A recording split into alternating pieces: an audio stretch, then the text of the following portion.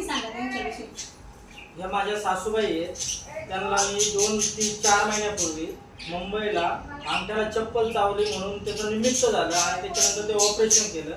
Operation केल्याच्या नंतर operation success पण झालं, पण शुगर कंट्रोल नसल्यामुळे परत ते ऑपरेशन केल्याच्या नंतर पुन्हा त्याचा रिफ्लेक्ट असा झाला का त्याचा पॉयझनमध्ये त्याचं रूपांतर झालं. त्याच्यानंतर आम्ही पुन्हा डॉक्टरकडे गेले, तेव्हा त्यांनी पुन्हा त्याच्यावर सर्जरी केली, पुन्हा रिपीट. पण तरी पण शुगर कंट्रोल नसल्यामुळे ते काही बरं होत नव्हतं. त्याच्यानंतर आम्हाला हे रियांश अमृत ज्यूसची माहिती भेटली. या ताईंनी आम्हाला येऊन ती माहिती पूर्ण सांगितली. त्याच्यानंतर आम्ही रियांश अमृत ज्यूस घेतलं. त्या रियांश अमृत ज्यूसच्या नंतर आम्ही त्याच्यानंतर 1 ते 1.5 महिन्यात आम्हाला असा रिझल्ट भेटला का ती जखम पण सुकू लागली आणि डायबिटीस जी 15 वर्षापासून होती आणि बीपीची गोळी जी 15 वर्षापासून चालू होती, आज ती बीपीची गोळी पूर्णपणे बंद आहे.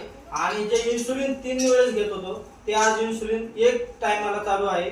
एवढा आम्हाला या रियांश अमृत ज्यूस पासून रिझल्ट भेटलेला आहे.